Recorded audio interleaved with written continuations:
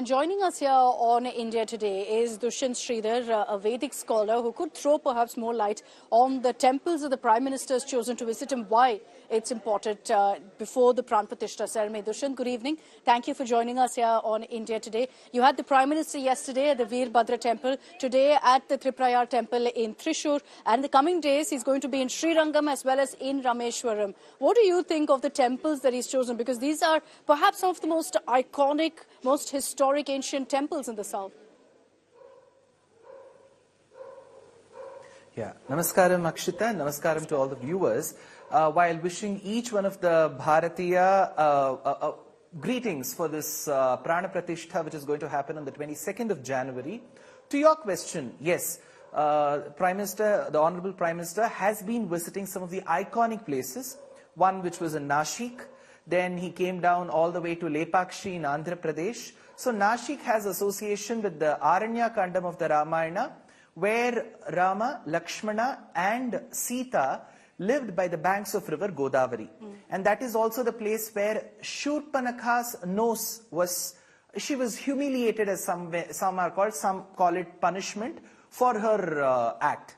Then Lepakshi, some believe that Jatayu Moksham happened there, but we do understand that Jatayu's Moksham also happened in Maharashtra. Yeah. That said, something very interesting is the Triprayar Ramakshetram, because Kerala believes in the worship of 4 temples. Triprayar is for Rama, Irinyalakuda or Kudal Manikam is for Bharata, Tirumurikalam is for Lakshmana, and Payamal is for Shatrughna. Of the 4, the first is Triprayar, which is for Rama or Ramaswamy. So the Honorable Prime Minister visited that temple. And another temple which is associated with certain Puranic statements is the Rameshwaram temple, where there is Ranganatha Swami. Something very interesting about the temple is, the kings who did a lot of service to the temple were called Setupati Rajas.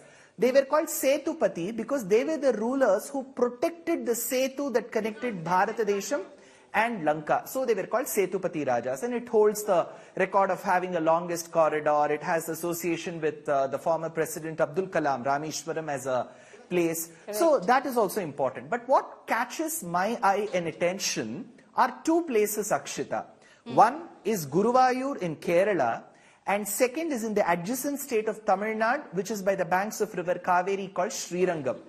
In the Ramayana, we have reference where Kaushalya was worshipping her Kula Deivam, the family deity, Aradhaya Jagannatham Ikshvaku Kula Deivatam. And Rama and Sita worshipped this Lord while in Ayodhya. Sahapatnya Vishalakshyam Narayanam Upagamat. So Valmiki Ramayana clearly states that the divine couple Sita and Rama worshipped their family deity in Ayodhya. And towards the end of the Pattabhishekam, this Kuladhanam was handed over to Vibhishana. On his sojourn to Lanka, he placed this Divyamangala Vigraham by the banks of river Kaveri. And that is Srirangam, and the Lord is Ranganatha Swami. So in a way, we all venerate, propitiate and worship Rama. And for Rama, the Kula Deivam, the family deity, is Srirangam. Similarly, in Krishna Avataram, Krishna's family deity, which was earlier in Uttar Pradesh, then in Dwaraka, was carried by Guru and Vayu with the advice of Uddhava by the western sea, and that is Guruvayur, where Lord Krishna is. So for Krishna, the Kula Deivam, the family deity, is in Guruvayur, Kerala. For Rama, the Kuladhanam is in the adjacent state, which is in Tamil Nadu, which is Ranganatha. So this is the significance. But one, I'm a non-politician, Akshita, but just a small bit of a political statement. The Prime Minister hails from the state of Gujarat. Yeah. His constituency is in Uttar Pradesh. So both these states, of course, hold immense significance to him. And the Kula Deivam for Rama of Uttar Pradesh is in Tamil Nadu, and the Kula Deivam for Krishna of Gujarat is in Kerala. And these are the 2 states which has not yielded rich dividends for the Prime Minister. And Adi Shankara and Ramanuja hail from these 2 adjacent states. Maybe he's also praying alongside for the goodwill of the country that they also give at least quarter or half dividends from these 2 states as well. Well put. Beautiful insights that you've given us, Dushyant. I knew the moment that we had to do this broadcast that we had to have you on to kind of explain the significance of each of these temples. The larger message also, Dushyant, what do you think about that? That the Prime Minister, before the Prana Pratishtha on January 22nd, is making it a point to visit these temples. And, essentially, I think the message that's going across to the entire country is Lord Ram unites all, that there are Lord Rama temples in the south, in every single state, worshipped in different forms, worshipped with different stories, with different anecdotes of the epic attached. So it kind of unites us all, brings everyone with a point to connect to what's happening to Ayodhya. True, very true, Akshita. Ramayana just not unites the country by the states north to south. It also spans a huge expanse east to west. We also go from Kambuja Desham to Thailand to Indonesia, where the Kakavin Ramayanam is, where the Kechak dance is performed in Bali.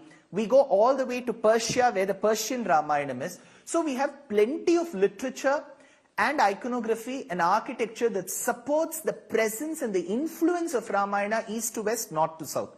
But when we look about Rama's journey, sojourn, his exile period, right from Uttar Pradesh, he went all the way to Madhya Pradesh, Chhattisgarh, Maharashtra, Karnataka, and some parts of Telangana and Andhra is what some presume, and to Tamil Nadu, built the Setu, went all the way to Sri Lanka.